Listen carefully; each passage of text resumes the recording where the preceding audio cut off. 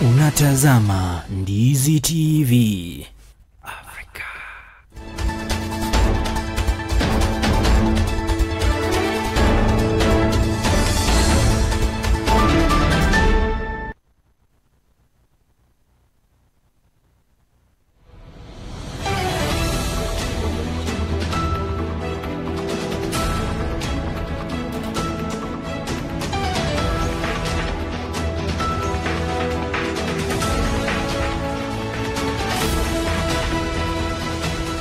Unatazama Ndizi TV Afrika.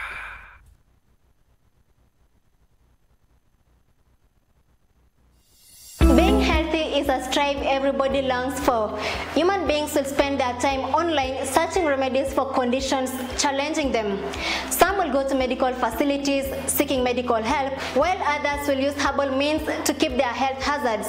I am Chemutai Kirui, and every week on Afya Yetu, we open the doors for life-changing conversations from wellness and nutrition, preventing diseases, managing chronic illnesses, and even mental health. We bring expert advice, real-life stories, and practical solutions that touch every part of your life. Join me, Chemutai Kirui, on Ndizi TV Africa Afya Yetu Health Show every Friday from 7:30 to 8:30 p.m. and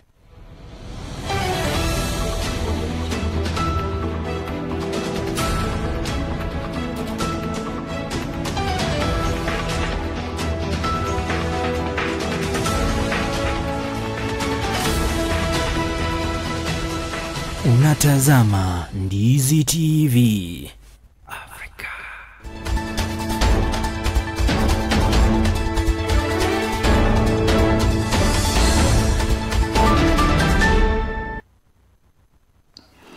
Na mpenzi mtazamaji wa Ndizi TV Africa, siku zote wanasema kukicha tunaomba dua, ila jioni kiingia tunasema alhamdulillah. Hujambo na karibu mpenzi mtazamaji wa Ndizi TV Africa. Karibu tukupashe tuliokuandalia ndani ya Ndizi saa moja, ikiwa ni siku ya Alhamisi tarehe 12 mwezi wa Novemba mwaka 2025.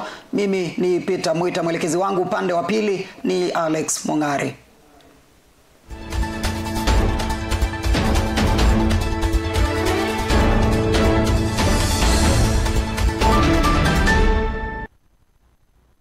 Namna tukianza Ndizi saa moja ni kwamba waziri wa elimu Julius Ogamba Migosi amekanusha madai ya kuwepo shule gushi nchini, akibainisha kuwa tatizo hilo lilitokana na baadhi ya shule hizo kuchelewa ama kucheleweshwa ripoti ya stakabadhi muhimu katika ofisi yake wakati unaofaa. Akizungumza mjini Mombasa wakati wa zoezi la ufunguzi wa mitihani ya KCSE katika eneo la Kisauni, Ogamba amesema kuwa waziri huyo wa elimu amesema kuwa ripoti inayoandaliwa inahusu madai ya shule bandia kupokea fedha kinyume cha sheria, na kwamba ripoti hiyo itawasilishwa rasmi Ijumaa ijayo. Aidha, waziri Ogamba amewahoja wasimamizi wa mtihani wa kitaifa dhidi ya kujihusisha na vitendo vya udanganyifu, akisisitiza kuwa hatua kali za kinidhamu zitachukuliwa dhidi yao watakapopatikana na hatia. We did not say that there are ghost schools. What I indicated in Parliament is, as at the time I was in Parliament that day, we had not released a 1.1 billion to the schools that had not submitted the data, because what happened when the schools did not submit the data, we decided to pay a number of them 50% of the capitation. There were about 990 schools as at that time. So once we complete this exercise, ladies and gentlemen and members of the media, we will give you the actual data, which then you can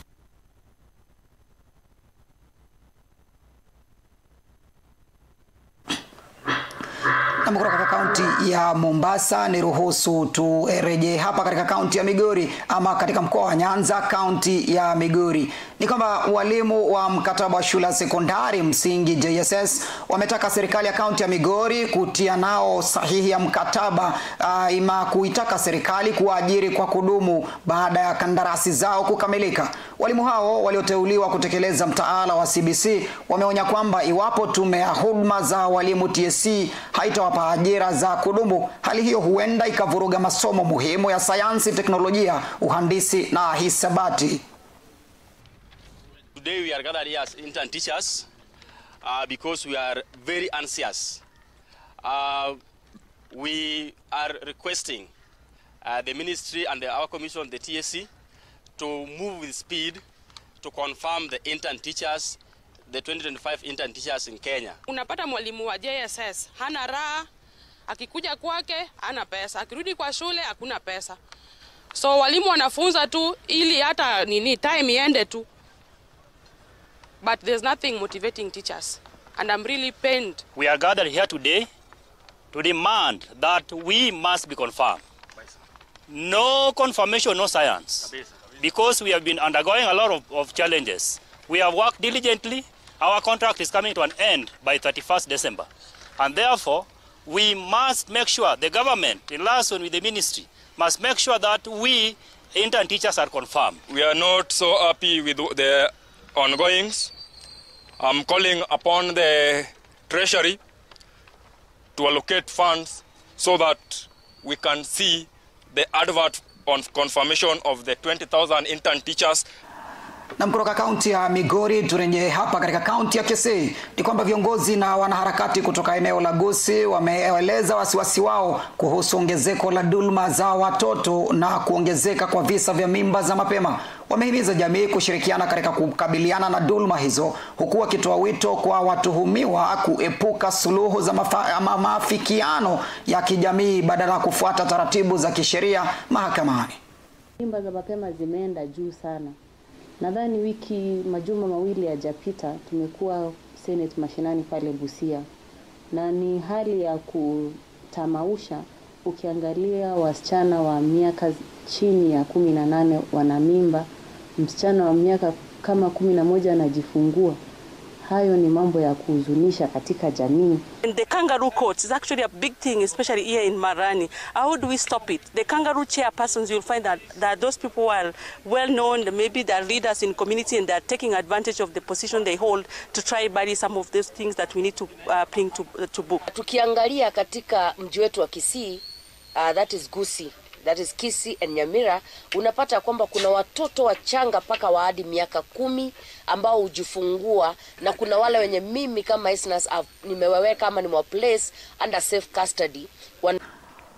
Na mtuangazie taarifa nyingine kutoka mkoa wa Magharibi ni kwamba tume na maadili ya kupambana na ufisadi EACC imeona wananchi kuepuka na rushwa katika mchakato wa usajili katika mchakato wa usajili wa makurutu wa polisi utakaofanyika kote nchini hivi karibuni. Kulingana na afisa mkuu wa utendaji wa EACC Abdi Mahamud, katika ujumbe wake amewaomba wazazi kutojihusisha na kuuza mali, kufanya harambee ili kuhonga maafisa wa umma maafisa watakaotekeleza usajili wa polisi hivi karibuni. Aidha amesema kuwa zoezi hilo litafanyika pasi na kutoa hongo, huku lengo likiwa ni kusaidia wanao kujiunga na idara ya polisi. In the previous mass recruitments, the commission has received reports of parents and the guardians resorting to fundraising, selling family land, and sometimes exhausting life savings in desperate attempts to secure admission for their children by bribing public officials.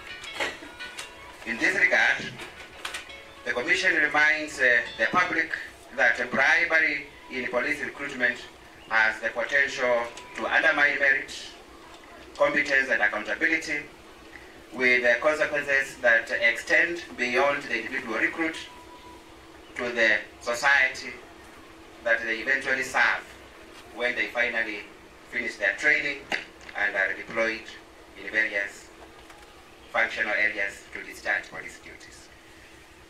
It is for this reason that the Commission urges the public to desist from any form of bribery in the upcoming recruitment process. Candidates should not offer any bribe, gift or other favors to influence that recruitment. And any suspected case of bribery in the recruitment process should be immediately reported to EACC or other relevant authorities. Public funds that have been paid under illegal contracts, including tenders that have been awarded to individuals and entities through fraud and a conflict of interest. Supportive jurisprudence emerging from our court is that where a tender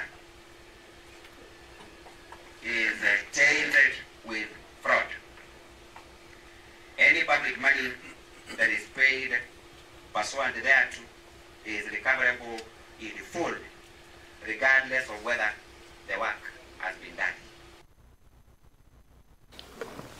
Na kutoka kwa taarifa hiyo ya EACC tuangazie taarifa nyingine kutoka kaunti ya Nairobi katika bunge la Seneti. Ni kwamba huku bunge la Seneti likijadili hoja ya kuanzishwa kwa hospitali za kitaifa za kufundishia na rufaa, mapema hii leo seneta wa kaunti ya Taita Taveta Mwaruma Jones Mwashushe ameomba serikali kuu kupitia Wizara ya Afya kuanzisha hospitali hizo kote nchini zikiwa na vifaa vya kisasa vya matibabu. Aidha amesisitiza kuwa serikali ya kaunti ama serikali za kaunti ziwe na fedha zaidi katika sekta ya afya na kuwekeza ili kusaidia hospitali za ngazi za 5 na maarufu ama ngazi za 5 na ngazi za 6 maarufu level 5 and level 6 kuendeleza kutoa huduma za afya na matibabu bora katika magatuzi.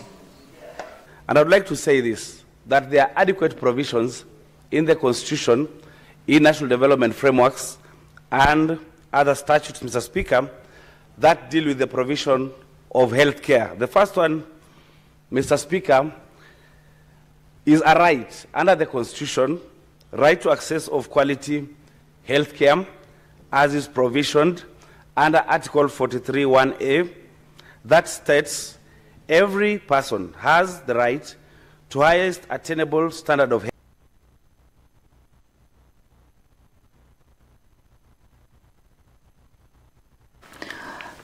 Na tuangazie taarifa nyingine. Ni kwamba takwimu za hivi karibuni kutoka kwa shirika la kupambana na dawa za kulevya, madawa za kulevya huko nchini NACADA zimeonyesha kuwa 30% ya wanawake wajane wanaoishi katika lindi la umaskini hujihusisha na kuuza pombe haramu. Serikali na viongozi eneo la mlima Elgon wameanzisha mpango wa kuwezesha wanawake hawa wajane kwa kuwapa mifugo pamoja na kuonyesha njia za mbadala za kujipa mapato. NACADA inasema kuwa kwa zaidi ya miaka 20 wanawake mijini na vijijini wameongoza katika uuzaji pombe haramu. Afisa na mshauri ama afisi ya mshauri wa rais imejihusisha na shughuli inayolenga wajane na kuwaleta pamoja ili kuwawezesha kujiinua kimaisha. Kama kuna mtu kwa sababu ya umaskini ambaye ameingia kwa mambo ya kutengeneza pombe, tuone njia ya kuweza kuondoa ili kwamba tuweze kuwa na future ambaye ni mzuri. Hiyo percentages ya 25 na 30% iko juu sana. I think kuna ships ambazo zinapatiwa katika the 6 wards na tunasema lazima ikuwe merry-go-round. Leo kikundi ukipata ship akizaa, turudishie ule mtoto. Turudishie ule mtoto ili tupatie kikundi ingi.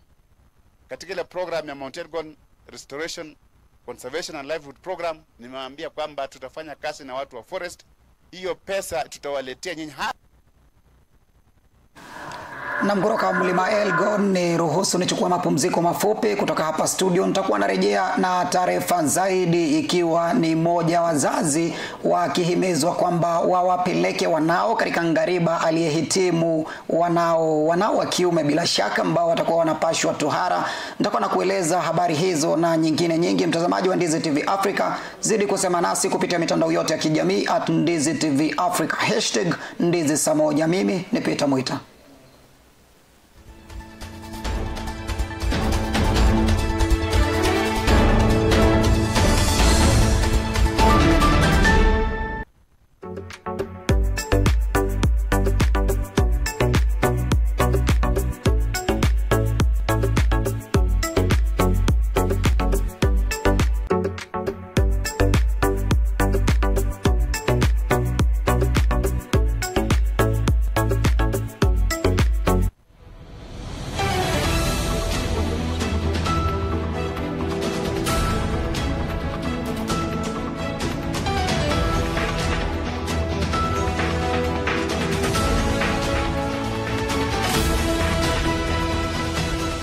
Unatazama Ndizi TV Africa.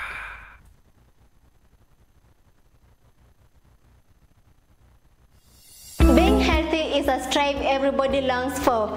Human beings will spend their time online searching remedies for conditions challenging them. Some will go to medical facilities seeking medical help, while others will use herbal means to keep their health hazards. I am Chemutai Kirui, and every week on Afya Yetu, we open the doors for life-changing conversations from wellness and nutrition, preventing diseases, managing chronic illnesses, and even mental health. We bring expert advice, real-life stories, and practical solutions that touch every part of your life. Join me, Chemutai Kirui, on DZTV Africa Afya Yetu Health Show every Friday from 7:30 to 8:30 p.m. and be part of the change.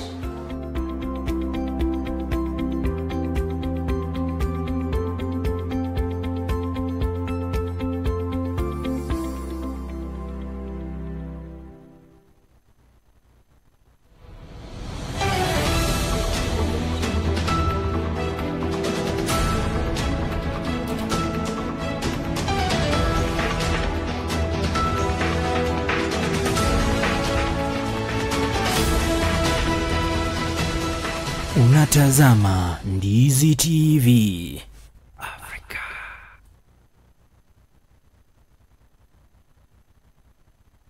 Je, wewe ni mmiliki wa aina ya gari aina ya Alto, Probox, Harrier, V8 na Lexus?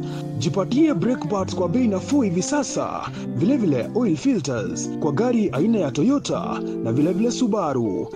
Ili upokee popote ulipo, piga simu kupitia nambari 0739318606.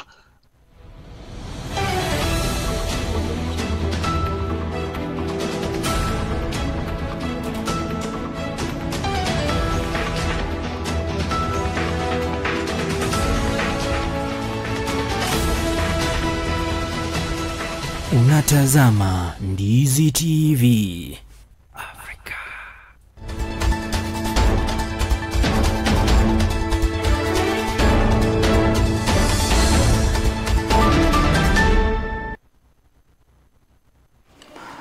Karibu tena mtazamaji wa Ndizi TV Africa, tuendeleze sehemu ya pili ya Ndizi saa moja, ikiwa tarehe 12 ya mwezi Novemba mwaka 2025.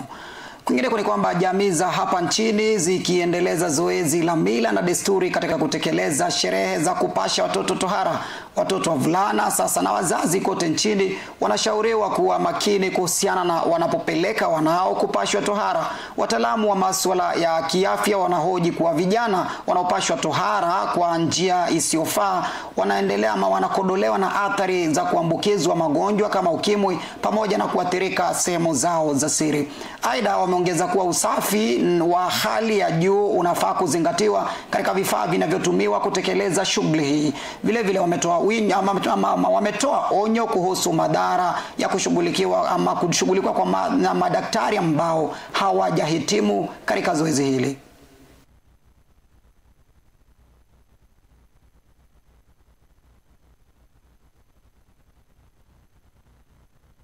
Ni vizuri kupeleka mtoto mahali kuna hospitali ndiweze kuangaliwa na professionals vizuri, na pia kuna ile care ya after the procedure, ile ni muhimu sana pia. Wakikaa karibu na hospitali tunawamonitor kila siku, tunaensure the healing inaenda vile inafaa. Mara nyingi tunawapeleka katika sehemu mbalimbali ambazo hazieleweki, na baadaye wanakuja kupata shida za kiafya, wanakuja kupata complications ambazo mara nyingi zinakuwa zinawekea familia nyingi madhara.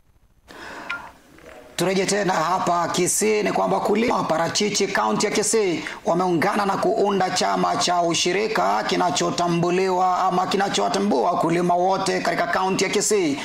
Mwenyekiti wa chama hicho James Onyango anasema chama kinanuia kupunguza biashara ya madalali haramu pamoja na kupanua masoko ya nje. Chama hichi chenye wafanyakazi ama chenye wanachama takribani 150 kilichotambuliwa kwa Magentencha Has chenye wanachama kanda zote za hapa katika kaunti ya Kisii kinanuia kuhakikisha kuwa malipo yanafanywa kwa muda.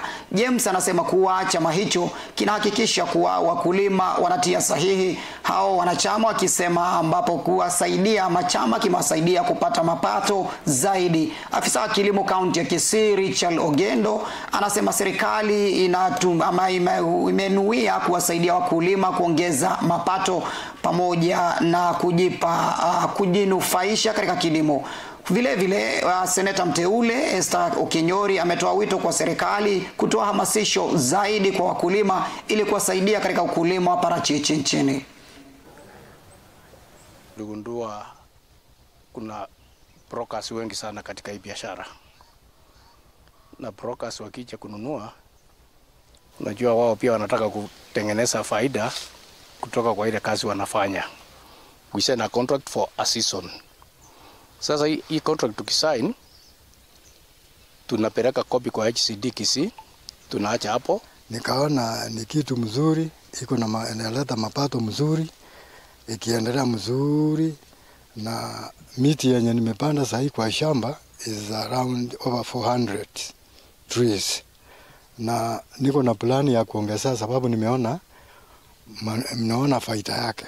So the government is encouraging that formation of cooperatives, societies, and we are working closely with the cooperative society to ensure that they succeed in their marketing. We are also assisting them in mambo ya production. The other benefit of hii kukuja pamoja ni vile tunaweza kuwafikia kwa pamoja ili tuwafundishe kwa umoja. So I would wish to appeal to the Ministry of Agriculture through the Agricultural Extension Service officers. We even have a bill in the Senate that we are supporting that seeks to establish a framework through which these services can be effectively offered at national and county levels. We need to really conduct enough civic education for farmers to know of what benefits they have. Na kutoka Kisii tumalizie kule kaunti ya Nyamira. Ni kwamba wakili Philemon Morara Piemi anayepania kuwania kiti cha useneta katika kaunti ya Nyamira katika uchaguzi mkuu ujao wa 2027 chini ya shirikisho ama shirika la chama cha Piemi Foundation ametoa wito kwa viongozi wa kisiasa kuweka mbele maslahi ya wananchi bila ya kutoa cheche za migawanyiko katika kampeni za kisiasa. Akiendeleza msururu wa hafla ya kuhamasisha wananchi kuhusu afya na ushirikiano na maafisa wa eneo hilo, ametoa vipimo mbalimbali vya afya kubaini magonjwa kabla kuwatoa ama kuwatibu, pamoja na kutoa miwani za bure kwa walioshiriki katika zoezi hilo na wenye mapungufu ya macho. Natoka hapa Nyamira Ward. Leo tumekuwa na hii program ya kupeana free eye clinic. Leo ni siku ya 3 na vile mmeona wananchi wamejumuika hapa kwa wingi, wamesaidika. Kwa hivyo tunashukuru sana. Wengine hawakuwa na uwezo wa kusoma hata Biblia, lakini kwa saa hii vile mmesikia kusoma hata Biblia, wengine sasa watatembea vizuri. Kwa hivyo pia nataka kushukuru hii kanisa NPC Nyamira ikiongozwa na Bishop Ogendi kwa kutupea permission ya kuingia hapa na kufanya hii kazi hapa. Mungu awabariki sana. Mimi nashukuru kwa ajili ya foundation ya mheshimiwa wetu Morara Piemi pamoja na Douglas. Nashukuru sana kwa sababu tumehudumiwa vizuri. Vile mmeona hapa watu wamevaa miwani. Sasa walikuwa na shida ya kusoma, sasa wataweza soma. Amalisosa. Nashukuru sana kwa sababu leo tuko hapa napeana huduma ya hawa watu wetu wana shida ya macho. Tuko na madaktari kutoka Lions, tuko na wengine from Light of Hope, na tumeshirikiana na foundation zingine ili tuweze kusaidia watu wetu. Watu wetu wamekuwa na shida ya macho, lakini sikuwa nafikiria wataweza kuwa na hii shida kiasi hii, kwa sababu hii ikiwa mara ya tatu kama siku ya tatu ya kufanya hii kazi, tumeangalia haya, tumeona watu wetu wako na shida. Sasa tunaomba watu wetu, kuna mafunzo tumewapea ni nini inakosa mtu akiwa na shida ya macho kama moshi, sharp light na kufuta sigara. Wengine maybe inaletwa na magonjwa kama diabetes, blood pressure. Tumewaambia vile wanaenda maintain their eyes vizuri, hata ingawa tumewapea miwani for free, na kuna wale wenye wako na complex eyes issues tumearrange vile libaro itafanywa vile wamepitia kwetu. Sasa tumechukua majina yao wale wenye wako na shida ambayo haihitaji miwani. Sasa Lions watawapea free services, wataenda huko wafanyiwe operation for free, waoshwe macho for free, watibiwe for free, ndio warudi. Sasa hawatalipa kitu chochote.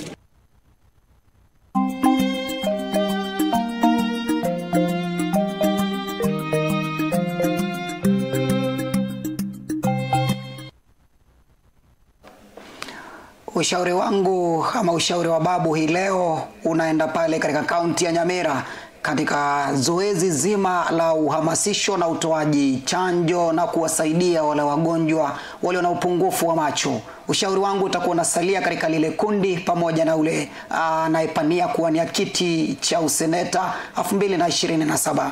Ushauri wa babu aliniambia siku moja kwamba mtu hakatai aitiwalo, ila hakatai wito ila hukataa analoitiwa. Lakini siku zote mtumwa anaweza akafanywa kuwa kugeuzwa na kuwa wito. Tafakari hiyo. Mimi ni Peter Mwita, nimekuwa wako Peter Mwita.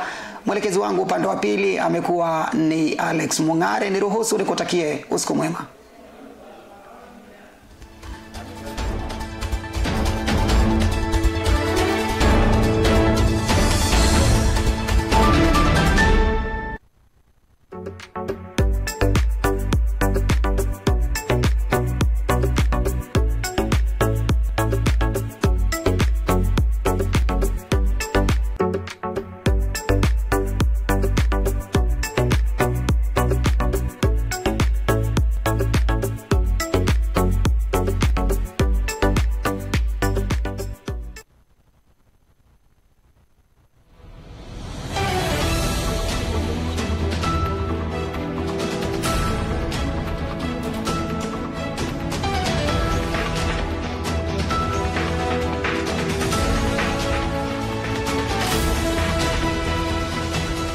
Unatazama Ndizi TV.